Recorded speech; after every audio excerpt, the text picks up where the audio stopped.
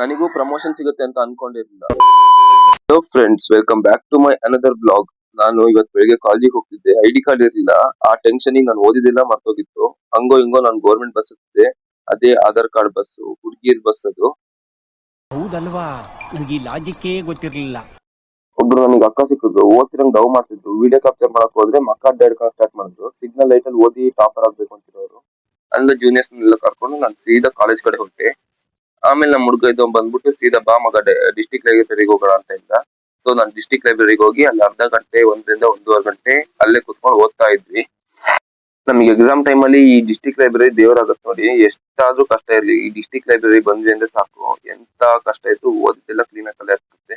ಅಲ್ಲಿಂದ ಸೀದಾ ನಾನು ಮುಗಿಸ್ಕೊಂಡು ಓದಿ ಸೀದಾ ನಮ್ ಕಾಲೇಜ್ ಕಡೆ ಹೊರಟೆ. ನಮ್ಮ ಹುಡುಗರೆಲ್ಲ ಗಾಡಿ ನಿಲ್ಸ್ಬಿಟ್ಟು ಫೋಟೋಸ್ ತೆಕ್ಕೊಂತಿದ್ರು. ಅದನ್ನ ನೋಡ್ಕೊಂಡು ನಾನು ಸೀದಾ ಕಾಲೇಜ್ ಕಡೆ ಹೊರಟೆ. ನನಗೆ ಎಕ್ಸಾಮ್ ಇತ್ತು ಅಂತ ಹೇಳಿ. ಅವರಿಗೂ ಎಕ್ಸಾಮ್ ಇತ್ತು, ನನ್ನ ಜೊತೆನೆ ಬಂದ್ರು. ಎಕ್ಸಾಮ್ ಮುಗಿಸ್ಕೊಂಡು ಸೀದಾ ಹೊರಗೆ ಬಂದೆ ಫ್ರೆಂಡ್ಸ್. ಅವಾಗ ನಮ್ ರಂಜನ್ ಸಿಕ್ತ.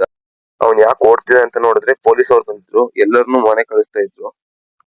ಹಂಗೋ ಹಿಂಗೋ ಲಾಸ್ಟಿಗೂ ನಾನು ಸೀದಾ ನಮ್ಮ ಹುಡುಗನ ಕಡೆ ಜೊತೆ ಸೀದಾ ಮನೆ ಕಡೆ ಬಂದೆ. ಅವ್ನು ಹಂಗೋ ಹಿಂಗೋ ನನಗೂ ಮನೆಗೂ ಬಿಟ್ಟ. ಸೀದಾ ನನ್ನ ಮನೆಗೆ ಬಂದೆ. ಆಮೇಲೆ ಅಣ್ಣ ಒಬ್ರು ಫೋನ್ ಮಾಡ್ಬಿಟ್ಟು, ಬಾ ಮಗ ಇಲ್ಲಿ ನಂಗೊಂದ್ ಸ್ವಲ್ಪ ಪ್ರಮೋಷನ್ ಮಾಡ್ಕೊಡು ಅಂಗಡಿದು ಅಂದ್ರು. ಅಂಗಡಿದಲ್ಲ, ಸೊ ಇದು ಕೀ ಬಂಚ್ ಮಾಡ್ತಾ ಇದ್ರು. ಕೀ ಬಂಚಿನ ಪ್ರಮೋಷನ್ ಮಾಡ್ಕೊಡು ಅಂದ್ರು. ಸೊ ಕೀ ಬಂಚಿನ ಪ್ರಮೋಷನ್ ಮಾಡಕ್ಕೆ ಅಂತೇಳಿ ನಾನು ಅವ್ರ ಅಂಗಡಿ ಕಡೆ ಹೊರಟೆ. ಕೀ ಬಂಚಿಂದ ಎಲ್ಲ ಫೋಟೋಸ್ ಗಿಟೋಸ್ ವಿಡಿಯೋಸ್ ಎಲ್ಲ ಮಾಡ್ಕೊಂಡು ನಾನು ಸೀದಾ ವಾಪಸ್ ಮನೆ ಕಡೆ ಬಂದೆ. ಅಲ್ಲಿಂದ ನನ್ನ ಮನೆ ಕಡೆ ಬಂದೆ. ನಮ್ ರಾಕಿದವನು ಅಲಂಕಾರ ಇವೆಂಟ್ಸ್ ಬೇರೆ ತೆಗ್ಬಿಟ್ಟು ನೋಡ್ತಾ ಇದ್ದ. ಅವ್ನು ನೋಡ್ಕೊಂಡು ನಾನು ಸೀದಾ ನಮ್ಮ ಮನೆ ಕಡೆ ಬಂದೆ ಮಕ್ಕಳಿಗೆ. ಇವತ್ತಿನ ಲಾಗ್ ಇಷ್ಟ ಆಗಿತ್ತು. ಇಷ್ಟ ಆಗಿದೆ ಲೈಕ್ ಮಾಡಿ, ಶೇರ್ ಮಾಡಿ, ಸಬ್ಸ್ಕ್ರೈಬ್ ಮಾಡಿ.